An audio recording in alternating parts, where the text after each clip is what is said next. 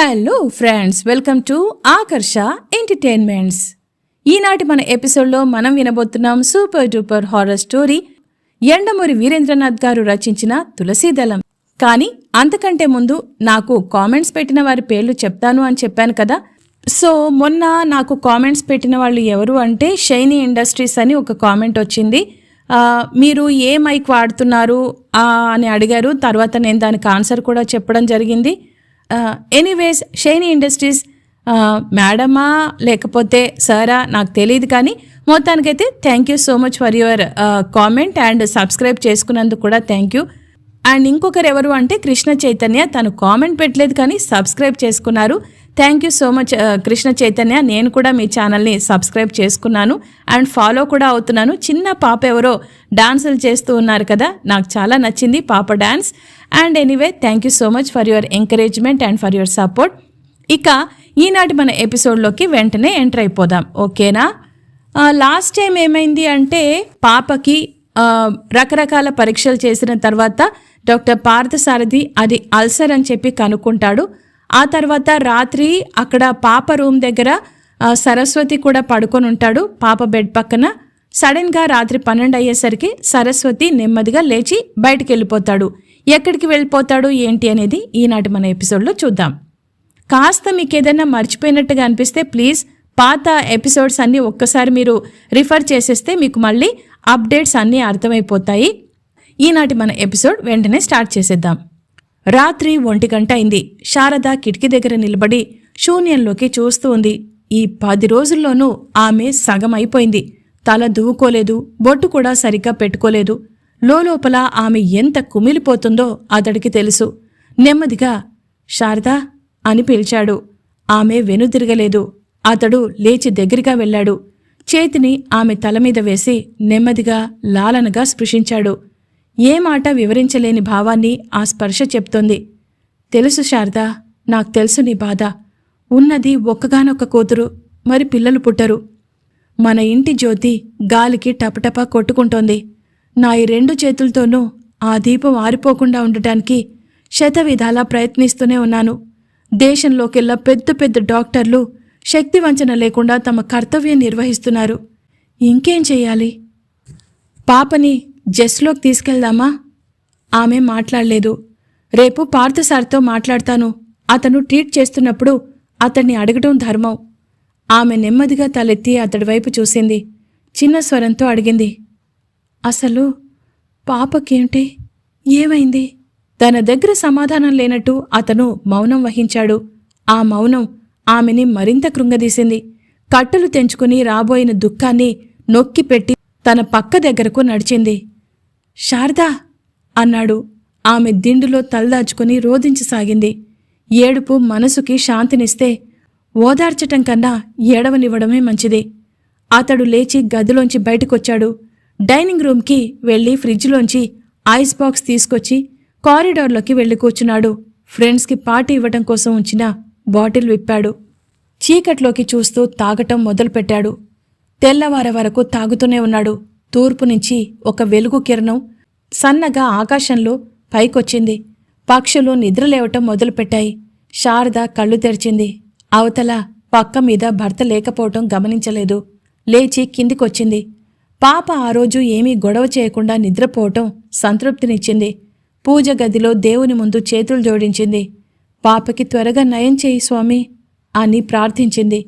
ఆమె పూజ గదిలోంచి బయటకొచ్చేసరికి 7:15 మళ్ళీ ఇంకోసారి పాప గదిలోకి వెళ్ళింది. ఇంకా తాను నిద్ర లేవకపోవడంతో దుప్పటి సరిగ్గా కప్పి బయటికొచ్చింది. కారిడార్లో నడుస్తూ అనిత గది ముందు ఆగింది. ప్రతిరోజు 6:30కే లేచే అనిత ఇంకా లేవలేదేమిటా అని తలుపు తోసింది.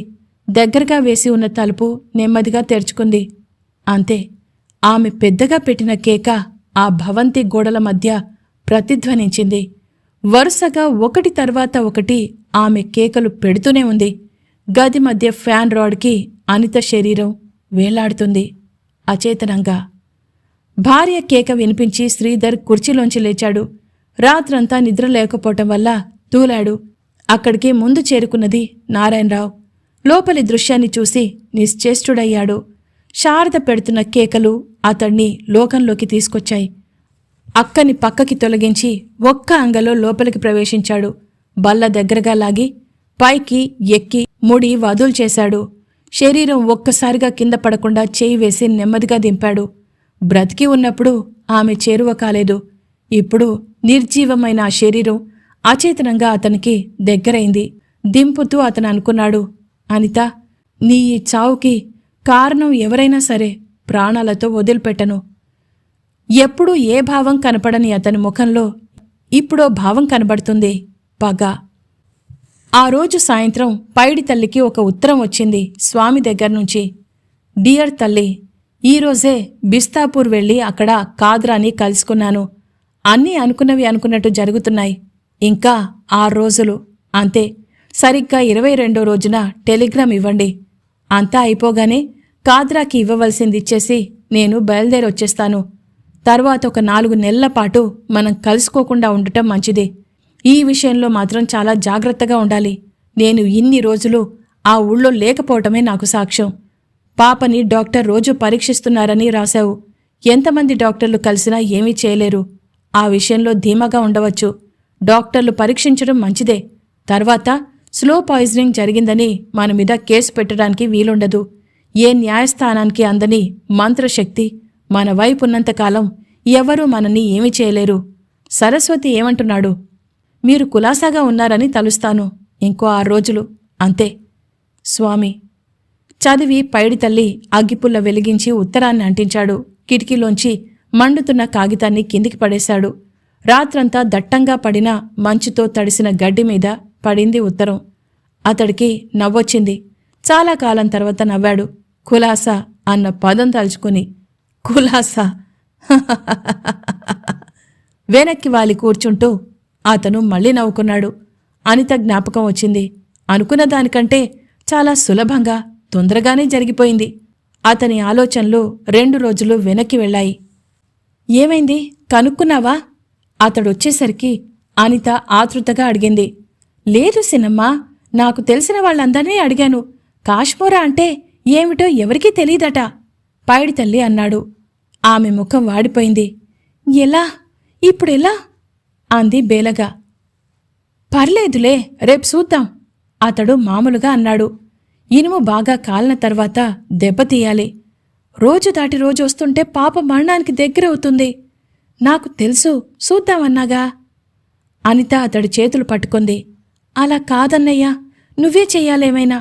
ఆమె కళ్లల్లో నీరు గిరున తిరిగింది. ఈ ఇంట్లో ఎవరూ నా మాట నమ్మరు. చిన్నపిల్లనని మాట తోసేస్తారు. నువ్వొక్కడివే నా బాధను అర్థం చేసుకున్నావు. అన్నయ్య ప్లీజ్, ఎలాగైనా కనుక్కో. ఏం చేస్తే పాప బ్రతుకుతుందో కనుక్కో. ఆమె కంఠం రుద్ధమైంది. అతడు దీర్ఘంగా ఆలోచిస్తూ ఉండిపోయాడు. ఆమె అంది, కావాలంటే నా దగ్గర కొద్దిగా డబ్బుంది. అప్పుడప్పుడు దాచుకున్న 500 దాకా ఉంది. ఇది ఖర్చు పెడదాం. ఆమె కంఠంలో కనబడుతున్న అమాయకత్వం ఎవరి గుండెనైనా కరిగించేలా ఉంది. అక్కర్లేదు సెల్లమ్మా అన్నాడతడు. నేనుండగా డబ్బు ప్రసక్తే లేదు. ఇంకీ విషయం గురించి నువ్వు ఆలోచించకు. 2 రోజుల్లో అంతా నేను చేసి పెడతాను. ఈ సేతుబడిని విడగొట్టేవాడు ఎక్కడున్నా పట్టుకుని నేను తీసుకొస్తాను. 2 రోజులు టైమే చాలు. నా మీద నమ్మకం ఉంచు. అతడి మీద నమ్మకం ఉంచి ఆమె వెళ్ళిపోయింది. 2 రోజులు అవసరం లేకుండా పోయింది. మరుసటి రోజే అతడు కబురు తెచ్చాడు. అతడి ముఖం సంతృప్తితో వెలిగిపోతుంది. అతడేదో కనుక్కొనొచ్చుంటాడని అనిత చూడగానే గ్రహించింది. ఏమైందన్నయ్యా అడిగింది. పైడి తల్లి తలుసుకుంటే సాధించలేంది ఉండదమ్మా. ఆమె టెన్షన్ భరించలేక చెప్పు అని ఆతృతగా అంది. ఈ కాశ్మీరా గురించి తెలిసిన వాణ్ణి ఒకడిని పట్టుకున్నాను సెల్లమ్మా. ఏం చెయ్యాలో చెప్పినాడు. కానీ అదంతా ఇన్న తర్వాత నాకు అనిపించింది పాపకి ఇది కాకపోతేనే బాగుంటుందని. అయితే మాత్రం ఆ ఇషాన్ కిరుగుడు అని ఆగాడు. లేదా? ఆమె ఆందోళనగా అడిగింది. ఉందే, కానీ అతడి మాట మార్చి ముందసలు పాపకి అదో కాదో చూడాలి కదా అని 2 పొట్లాలు జేబులోంచి తీశాడు. అందులో తెల్లపొడి ఉంది. ఒకదానిమీద తుప్మని ఊశాడు. పొట్లాని అనిత ముందు పెడుతూ నువ్వు ఊసేసినమ్మా అన్నాడు. ఆమెకి అర్థం కాలేదు. ఎందుకు అని అడిగింది. చెప్తాగా. ఆమె కూడా అలాగే చేసింది. తెల్లటి పొడిలో ఏ మార్పు లేదు. మంత్రించిన మైదాపిండి సెల్లమ్మ ఇది అన్నాడు. ఇదే చెప్తుందట ఎవరికి సేతబడి చేసింది. ఇదిగో ఈ రెండో పొట్లం తీసుకెళ్ళి పాప సేత ఊహించి ఏం జరిగింది చెప్పు. ఏది జరక్కపోతే అది సేతబడి కాదు. ఆమె ముఖంలో రకరకాల భావాలు మిళితమై ఉన్నాయి. ఆందోళన, ఆతృత, ఆశ అన్నీ. వణుకుతున్న చేతులతో పొట్లం తీసుకుంది. ఇప్పుడే వస్తా అని చెప్పి తడపడుతున్న అడుగులతో తులసి ఉన్న గదిలోకి వెళ్ళింది. గదిలో శారద ఉండటం చూసి బయటే నిలబడింది. 5 నిమిషాల పాటు ఆతృతని అతి కష్టమీద అంచుకుంటూ శారద బయటికి వెళ్ళాక ఆమె పాప దగ్గరికి వెళ్ళింది. 24 గంటలు హాస్పిటల్లో సూపర్విజన్లో ఉంచబడిన పాప ఇంటికొచ్చి 16 గంటలైంది. పాపా నెమ్మదిగా పిలిచింది. తులసి కళ్ళు తెరిచింది. రక్తం లేక తెల్లగా పాలిపోయిన మొహం, లోతుగా పోయిన కళ్ళు, పల్చగా మారిన పెదాలు, ఊడిపోయిన జుట్టు, బంతిలా ఉండే పాప పుల్లలా మారింది. అనిత పొట్లం విప్పి మంచం పక్కగా పట్టుకుంది. దీనిమీద ఉమ్మివెయ్యి. పాపకేమీ తెలియలేదు. అర్థమయ్యేటట్టు మళ్ళీ చెప్పింది. ఒక చేత్తో మెడ కింద చేయి వేసి పట్టుకుంది. పాప నోటి తడి తగలగానే మంత్రించిన మైదాపిండి బుసబుస పొంగసాగింది. 2 నిమిషాల తర్వాత అనిత తన గదిలోకొచ్చేసరికి ఆమె కళ్ళు పెద్ద రహస్యాన్ని కనుక్కున్న దీప్తితో వెలుగుతున్నాయి. ఉత్సుకతతో నరాలు తెగిపోతాయా అన్నట్టుంది. పరుగు పరుగున తన గదిలోకొచ్చింది. పైడి తల్లి తలెత్తి చూశాడు. నిజమే అంది తొందరగా. నువ్వు చెప్పింది నిజమే. పాప మంత్రించిన మైదాపిండి మీద ఊయగానే బుసబుసా పొంగింది. ఎవరో గిట్టని వాళ్ళు పాపకు అన్యాయం తలపెట్టారు. అందరూ ఆనందంగా ఉండటం చూడలేక ఈ దారుణానికి ఒడిగట్టారు. ఆమె కంఠంలో చప్పున దైన్యం ధ్వనించింది. ఎలా పాపను రక్షించటం? ఇంకా ఈ మంత్రానికి విరుగుడే లేదా? పైడి తల్లి మాట్లాడలేదు. చెప్పన్నయ్యా భుజాలు పట్టుకుని ఊపింది. పాపకి నయమయ్యే మార్గమే లేదా? ఈ మందిచ్చిన ఆయన ఏమీ చెప్పలేదా? అతను మౌనంగా ఉండటం ఆమెని బాధ పెడుతుంది. ఏదైనా చేసి పాపని రక్షించాలి. ఏం చేసైనా సరే. పాపకి చేతపడి అని నిరూపించినవాడు సామాన్యుడై ఉండడు. మంత్రించిన మైదాపిండిచ్చిన వాడికింకా ఎన్నో మంత్రాలు తెలిసే ఉంటాయి. ఇవన్నీ అన్నయ్య నమ్మడు. మనమే అతన్ని బతిమాలుకుని నయం చేయించాలి. నా దగ్గర డబ్బులున్నాయని చెప్పాను కదా. ఇంకా కొద్దిగా కావలసిస్తే వదిన్ని అడుగుదాం. తనని ఒప్పించటం పెద్ద కష్టం కాదులే. అదంతా నేను చూసుకుంటాగా. లే అన్నయ్య, నువ్వెళ్ళి కనుక్కురా. పాప జబ్బు తాలూకు రహస్యాన్ని కనుక్కున్న ఉద్వేగంతోనూ తమ ఇంటి జ్యోతిని తిరిగి వెలిగించాలన్న తపనతోనూ వణికిన ఆ కంఠాన్ని వింటూ పైడి తల్లి నెమ్మదిగా తలెత్తాడు. అక్కర్లేదు సిన్నమ్మా, డబ్బు ఖర్చు పెట్టక్కర్లేదు అన్నాడు. ఆపై చిన్న స్వరంతో ఆ మంత్రగాడు మందు కూడా చెప్పాడు. ఆగాడు. కానీ ఆమె ఆందోళనగా చూస్తూ కానీ మనం ఆ మందు సంపాదించలేవా అంది. అతడు క్షణం మాట్లాడలేదు. తరువాత అన్నాడు. అదేమంత కష్టమైన మందు కాదు సినిమా. అయితే ఆలోచనల మధ్య తటపటాయించాడు. ఆ గదిలో నిశ్శబ్దం ఆమెకు భరించరాందయింది. అతడు నిర్ణయానికొచ్చినట్టు తల అడ్డంగా ఊపి చెప్పలేను. పాప చనిపోయినా సరే అన్నాడు. ఆమె కళ్లల్లో నీళ్లు తిరిగాయి. ఒక్కసారిగా బేలతనం ఆవరించింది. ఎందుకు చెప్పవు అని రుద్ధమైన కంఠంతో, పాపని బాగు చేయటానికి ఏవైనా చెయ్యాలి మనం. అదేమంత కష్టమైన మందు కాకపోతే మరెందుకు చెప్పవు? పాపంటే నీకు ప్రేమ లేదా? ఉంది అన్నాడు ఆమె మాటల్ని మధ్యలో ఆపిచేస్తూ. కానీ పాపకు పట్టిన దెయ్యాన్ని వదిలించాలంటే డబ్బు విషయంలో పెద్ద ఖర్చు కాకపోయినా మన జీవితాలకు సంబంధించినంతవరకు అది చాలా పెద్ద పరిహారం సిన్నమ్మా. అందుకే దాన్ని చెప్పే ముందు ఇంత ఆలోచిస్తున్నా. ఏంటది? పాపకి పట్టింది కాశ్మోరా అనే క్షుద్రదేవతని చెప్పానుగా సిన్నమ్మా ఇంతకుముందే. ఆమె తలూపింది. క్షుద్రదేవతలకుండేయన్ని క్షుద్ర కోరికలే సిన్నమ్మా. అందుకే అవి అందరూ మంచోళ్ళుండే ఇంట్లో చేరతాయి. ఏది ఏమైనా వాటి కోరిక తీరిస్తే అవి వెళ్ళిపోతాయి. అన్నింట్లోకి ఈ కాశ్మోరా అనేది మరీ క్షుద్రమైనదట సిన్నమ్మా. అది తృప్తి చెందాలంటే ఆమె ఊపిరి బిగపట్టి అతడి వైపే చూస్తుంది. అది తృప్తి చెందాలంటే ఈ ఇంట్లో ఒక అనాచారం జరగాలి.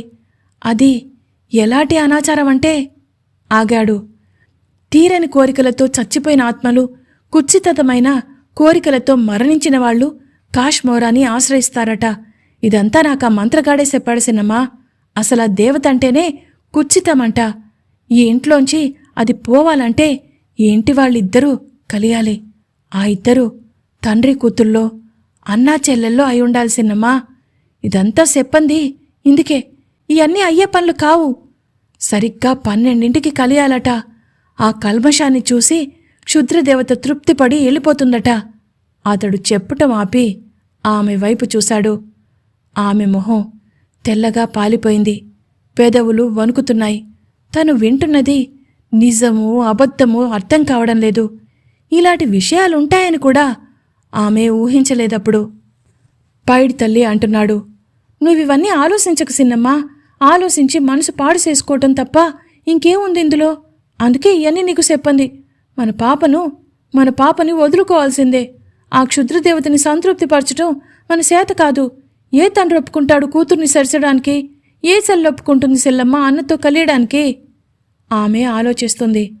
పైడి తల్లి అక్కడి నుంచి లేచి బయటకి తోటలోకి వెళ్ళిపోయాడు. 5 నిమిషాల తర్వాత అనిత అక్కడికి వెళ్ళింది. ఆ దయ్యం వెళ్ళిపోవాలంటే రక్తం పంచుకుని పుట్టిన అన్నయ్యే. ఆ తర్వాత ఏం చెప్పాలో ఆమెకు తెలియలేదు. ఆమె భావం గ్రహించినట్టుగా అతను అన్నాడు, అక్కర్లేదు సిల్లమ్మ, వరుసకు అన్నయ్య అయినాడు చాలు. ఆమె మాట్లాడలేదు. ఆమె దగ్గరగా అతనొచ్చాడు. నువ్వేం ఆలోచిస్తున్నావో నాకు తెలుసు. వద్దు సిన్నమ్మ, అలాంటి ఆలోచన పెట్టుకోకు. నేనంత పని చేయలేను. నిన్ను అపవిత్రం చేయలేను. ఆమె ఎటూ తోచినట్టు అతడి వైపు బేలగా చూసింది. నువ్వంత త్యాగం చెయ్యొద్దు సిల్లమ్మా. పాపని చచ్చిపోని ఇంకెంత 8 రోజులేగా, అంతేగా. కొంచెం బాధపడుతుంది. ఒకరోజు రక్తం కక్కుకుంటుంది, ఒకరోజు కాళ్ళు చేతులు కొట్టుకుంటుంది, నరకయాతన అనుభవిస్తుంది. అయినా ఎన్ని రోజులు? 8 రోజులేగా. మనకి పాప మీద ఎంత ప్రేమైనా ఉండని. అందుకని మన జీవితాలు పాడు చేసుకుంటామా? పాప చచ్చిపోతే ఇంకో నెలయ్యాక అంతా ఆ విషయం మర్చిపోతాం, అంతేగా. ఈ ప్రేమలు అభిమానాలు అంతా బూటకం. కాదు కాదు అందామె. పాప మా ప్రాణం. దాన్ని రక్షించుకోవటానికి నా జీవితం బలైనా సరే పర్వాలేదు. అమాయకంగా ఊగే కిటికీ తెరలకేసి నిస్సహాయంగా కదులుతున్న మల్లెతీగకేసి ఒక్క క్షణం చూశాడు. నువ్వు అంతగా నొక్కి చెప్తుంటే కాదంటానికి నాకు మనసొప్పటం లేదు. కానీ సెల్లమ్మ, ఈరోజు నువ్వు చేస్తున్న త్యాగం ఎంత గొప్పదో మాటల్లో వివరించలేను. మొత్తానికి ఆడజాతే గర్వించదగ్గ విషయం సిన్నమ్మ ఇది. నా మనసు మాత్రం బాధపడుతూనే ఉంది.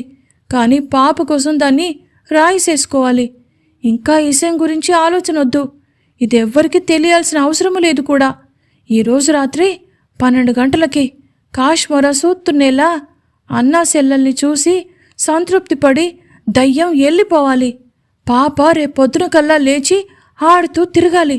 ఇలా పాపని బాగుచేసిన తృప్తి నీకే దక్కాలి. ఎల్లు సిన్నమ్మా, రాత్రికి నీ గది తలుపు తీసుంచో. నేనొస్తాను. సరిగ్గా రాత్రి 12 గంటలకి, exactly at 12 o'clock. That's all for today. అనితని మోసం చేస్తున్న విషయం అనిత పసిగడుతుందా? అసలు ఏం జరగబోతోంది? ఈ ఘోరం జరిగిన తర్వాత మరునాడు తులసి లేచి తిరుగుతుందా? ఈ విషయాలన్నీ తెలుసుకోవాలంటే ఖచ్చితంగా నెక్స్ట్ పార్ట్ వినాల్సిందే. దానికోసం తప్పకుండా వినండి యండమూరి వీరేంద్రనాథ్ గారి సూపర్ హిట్ నవల తులసీదళం. కానీ రేపు మాత్రం మీరు వినబోతున్నారు వెన్నెల్లో ఆడపిల్ల.